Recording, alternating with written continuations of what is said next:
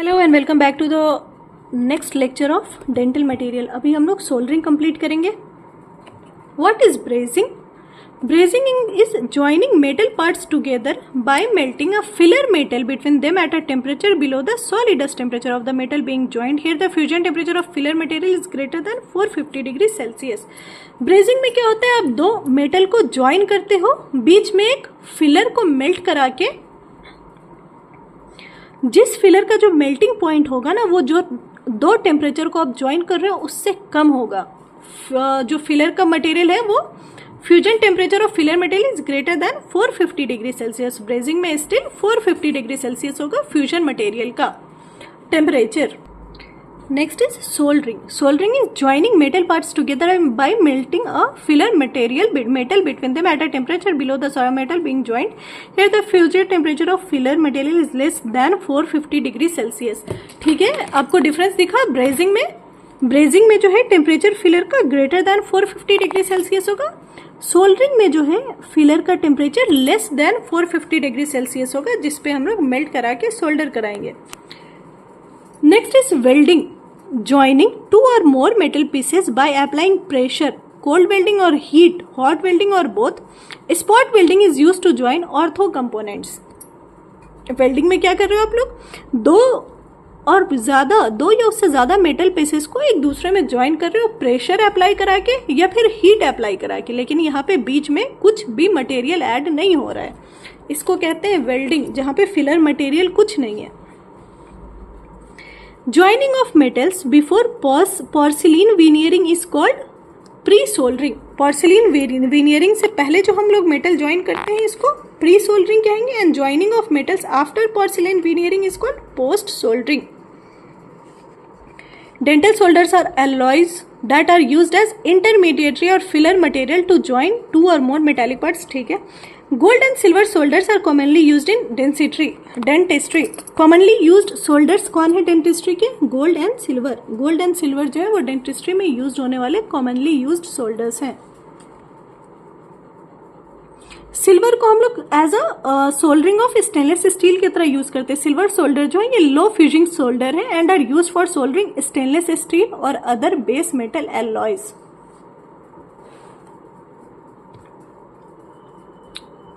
Fusion temperature of the solder should be at least 56 degree Celsius lower than the solidus temperature of the substrate metal. Fusion temperature जो solder का है ना, वो at least 56 degree Celsius lower होना चाहिए अब उन मेटल्स का जिसके बीच में, जिनके अपने पेरेंट मेटल से। ठीक है। For a solder to wet and flow properly the parent metal must be free of oxides. Solder को अगर आपने फ्लो कराना है, वेट एंड फ्लो प्रॉपरली, मतलब अच्छे से मेल्ट करा के प्रॉपरली फ्लो कराना है, तो ऑक्साइड्स फ्री होने चाहिए। ये इंपॉर्टेंट है, वो दोनों ऐसे ही है, ये इंपॉर्टेंट है। Flux is use to remove oxides. जो ऑक्साइड्स आपने रिमूव करना होता है उसके लिए हम लोग फ्लक्स का यूज करते हैं। Oxide coating on the parent metal and to protect the metal surface from oxidation during soldering processes. ठीक है। फ्लक्स का यूज करते हैं हम लोग ऑक्साइड कोटिंग को रिमूव करने के लिए पेरेंट मेटल से, और प्रिवेंट करने के लिए मेटल सरफेस को ऑक्सीडेशन से सोल्डरिंग के during. Various example of flux क्या है? Borax and boric acid fluxes are used with noble metals. ठीक है। फ्लक्सेस में क्या होते हैं? बोरैक्स एंड बोरिक एसिड जो है वो फ्लक्स है, used with noble metals alloys. Fluoride fluxes are used with base metal alloys. ठीक है। As help to dissolve the more stable. ठीक है। बोरैक्स एंड बोरिक एसिड जो है वो नोबल मेटल एलॉय का फ्लक्स होगा, एंड बेस मेटल एलॉयज में हम लोग फ्लोराइड को एज अ फ्लक्स यूज करेंगे। Composition of flux is borax glass flux में 55% होगा, बोरिक एसिड 35% एंड सिलिका 10% होगा। कंपोजिशन ऑफ फ्लक्स देख लो आप एक बार। Borax glass 55%, boric acid 35% and silica 10%। ये फ्लोराइड फ्लक्स में क्या होता है? बोरिक एसिड और पोटेशियम फ्लोराइड 1:1 के रेशियो में होता है। अब हमने फ्लक्स पढ़ा तो there is a thing called anti flux. Anti flux is used to limit the flow of molten solder over metals being joined. Anti flux क्या करता है? लिमिट करता है फ्लो ऑफ मोल्टन सोल्डर को ओवर मेटल्स, जो metals join करने वाले हैं उसके ऊपर कितना मॉल्टेन सोल्डर को फ्लो कराना है, इसको लिमिट करता है। एंटी फ्लक्स के एग्जांपल याद रखना, ग्रेफाइट, लेड एंड रोग, that is iron oxide etcetera. Anti flux के एग्जांपल है ग्रेफाइट, लेड, रोग एटसेट्रा। सबसे कॉमनली यूज्ड हीट सोर्स क्या है मेल्टिंग के लिए सोल्डर में? इज गैस एयर और या फिर gas oxygen torch. The most commonly used heat source for melting solder is gas air और gas oxygen torch. Various fuels used are hydrogen, natural gas, acetylene and propane. और जो soldering में हम लोग gas air या gas oxygen torch use करते हैं ना, उसमें propane is the best choice because of its highest flame temperature and flame heat. ये जोन ऑफ फ्लेम्स है, zone of flames from inner to outer, zone of flames from inner to outer में, ठीक है क्या? Cold mixing zone, यहाँ पे gas unburned होते हैं, इसको हम लोग यूज नहीं करेंगे। कंबशन जोन ग्रीन कलर का होगा, ऑक्सीडाइजिंग होगा ये और लेयर प्रोड्यूस कराएगा हमारे मेटल पे, इसको हम लोग यूज नहीं करेंगे। रिड्यूसिंग जोन जो कि ब्लू कलर का होता है, ये हॉटेस्ट जोन होता है, it is used for soldering and melting of alloys. Reducing blue zone जो है हम लोग यूज करते हैं सोल्डरिंग के लिए एंड मेल्टिंग एलॉयज के लिए, ये आपने याद रखना है। ऑक्सीडाइजिंग जो जोन या बर्न्ड जोन नॉट यूज्ड, तो यूज कौन सा रहा है? रिड्यूसिंग जोन जो कि ब्लू कलर का होगा।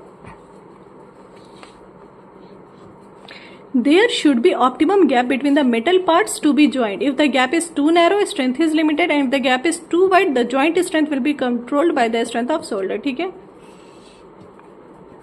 Orthodontic spot welding. Heat and pressure are two basic principles involved in ortho spot welding. Heat and pressure. It is very important that the passage of current at the weld spot may be of very short duration, that is not more than 1/10 of a second.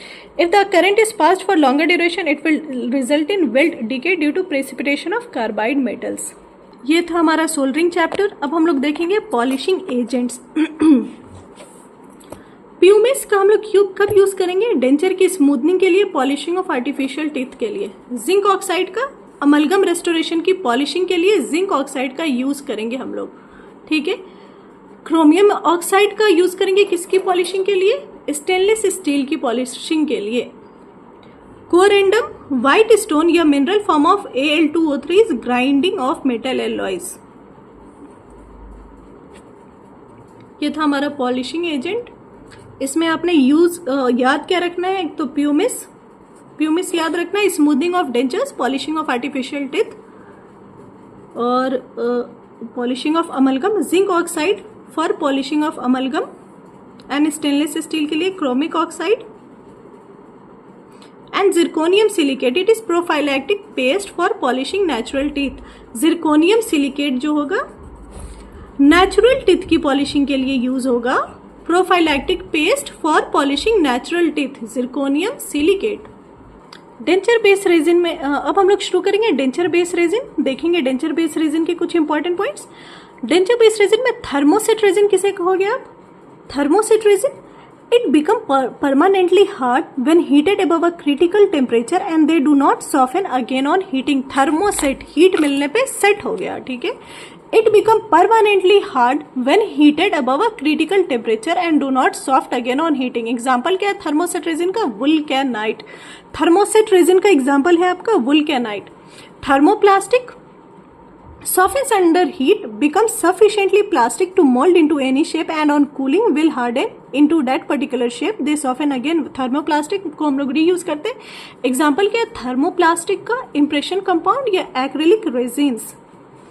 What is condensation polymerization? It involves combining two dissimilar molecules into a third entirely different product. इसे हम लोग कहते हैं condensation polymerisation, जिसमें दो dissimilar molecule को हम लोग कंबाइन करके एक इंटायरली तीसरा अलग सा प्रोडक्ट फॉर्म करा लेते हैं, जैसे कि फेनॉल एंड फॉर्मल्डिहाइड को मिला के बेकेलाइट। फेनॉल और फॉर्मल्डिहाइड को मिला के बेकलाइट बनेगा। एडिशन पॉलीमराइजेशन क्या है?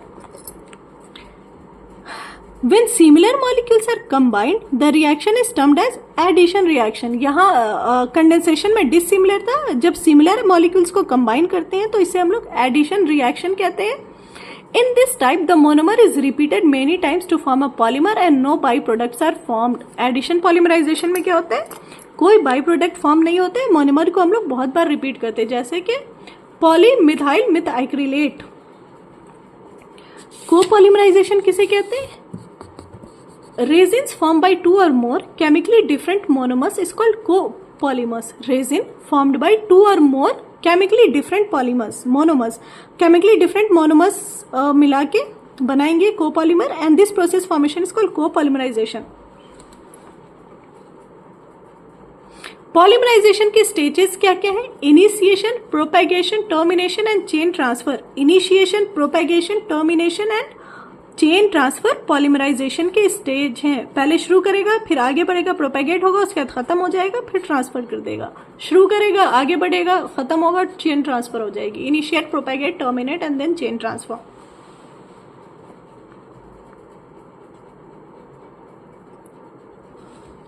Composition of self-cure resin is similar to heat activated resin except activator में क्या होता है? self cure resin में tertiary amine यूज करते हैं हम लोग, that is dimethyl ptolidine is added to the liquid। तो heat activated resin के components क्या क्या है? पाउडर में होते हैं पॉलीमिथाइल मिथाइक्रिलेट, बेंजोइल पेरोक्साइड जो कि इनिशिएटर होगा, एंड डाइब्यूटाइल थैलेट जो कि प्लास्टिसाइजर होगा। हीट एक्टिवेटेड रेजिन के पाउडर में क्या क्या मिल रहा है आपको? बेंजाइल पेरोक्साइड इनिशिएटर के फॉर्म में, डाइब्यूटाइल थैलेट प्लास्टिसाइजर के फॉर्म में, लिक्विड में methyl methacrylate, glycol dimethacrylate and hydroquinone. Light activated resin का इनिशिएटर क्या होगा? लाइट एक्टिवेटेड रेजिन में इनिशिएटर जो होगा वो कैम्फोरोक्विनोन होगा, and the activator is visible light. Initiator in light activated resin is camphorquinone. Initiator camphorquinone है और एक्टिवेटर जो है वो विजिबल लाइट है। These resins are described as composite having a matrix of urethane, dimethacrylate, microfine silica and resin monomers. What is the most commonly used fabrication technique? compression molding is the most commonly used fabrication technique। क्या injection moulding technique के लिए trial closures की जरूरत है? No trial closures are required for injection moulding technique.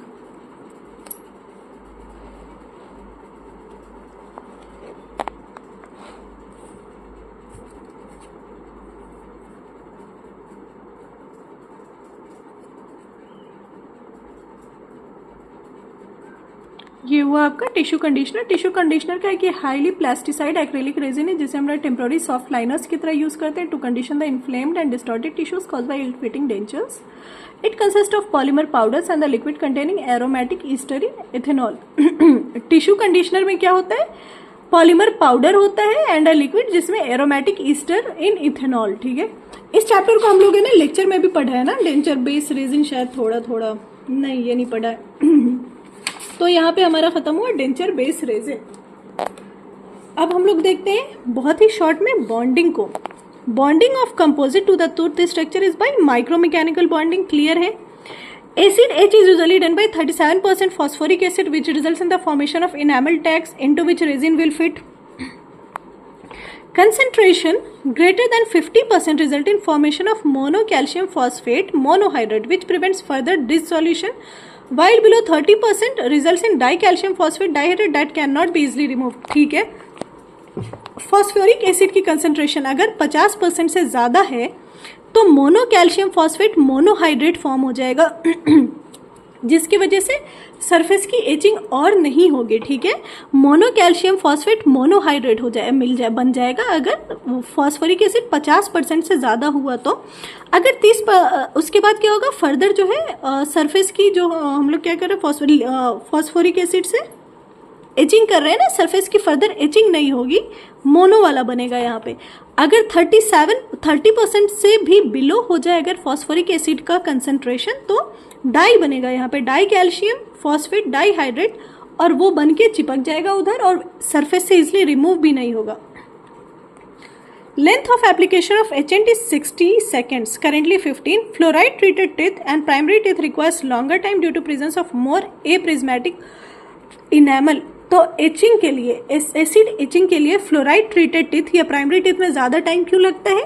क्योंकि वहाँ पे ए prismatic enamel है जिनको इच करने में हमें ज़्यादा टाइम लगेगा, इसीलिए।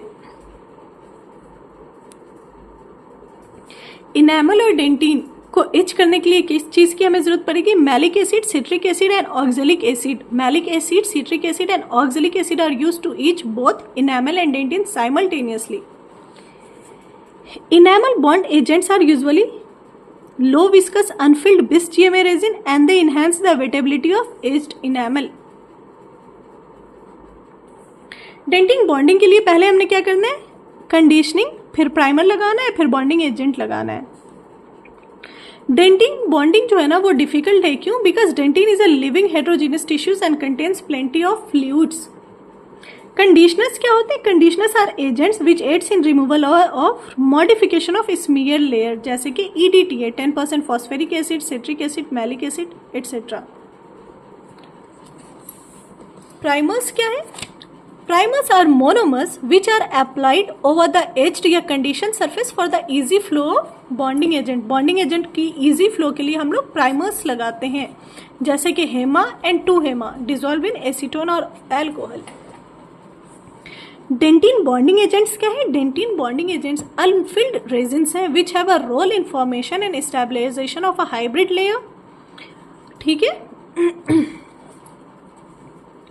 क्योंकि कंपोजिट्स हाइड्रोफोबिक नेचर के होते हैं, dentin bonding agent should be both hydrophobic to bond with composite and hydrophilic to interact with collagen of dentin. तो डेंटिन बॉन्डिंग एजेंट की प्रॉपर्टी में क्या होना चाहिए? हाइड्रोफिलिक एंड हाइड्रोफोबिक दोनों होना चाहिए, क्योंकि और हाइड्रोफिलिक एंड जो होगा वो डेंटिन के साथ बॉन्ड करेगा, क्योंकि कंपोजिट जो है वो कंपोजिट हाइड्रोफोबिक है ना, हाइड्रोफिलिक बॉन्ड करेगा कोलेजन ऑफ डेंटिन के साथ। अब ये है डेंटिन के बॉन्डिंग एजेंट के generation. First generation, second generation, पढ़ते जाना आप खुद से, 3rd to 7th जनरेशन, ये सब पढ़ लेना आपसे, आप खुद से, ये सातों जनरेशन। ठीक है, आपका यहाँ पे डेंटिन बॉन्डिंग एजेंट भी खत्म हुआ। अमलगम और कंपोजिट एंड GIC हम लोगों ने बहुत अच्छे से कौन सा DM मिला के पढ़ा है। वार्निश एंड लाइनस ये मैं आपको नोट से पढ़ाऊंगी, DFG मैंने पढ़ाया है। ठीक है, अब बचता है आपका डेंटल सेमेंट्स, जो कि नोट से मैं पढ़ाऊंगी। कास्टिंग डिफेक्ट का नेक्स्ट लेक्चर में हम लोग देखेंगे। अब casting defect and waxes, next lecture में हम लोग देखेंगे कास्टिंग डिफेक्ट देखेंगे एंड वैक्सेस देखेंगे, और उसके बाद ठीक है, ओके, नेक्स्ट 2-3 लेक्चर में आपका DM फिनिश हो जाएगा।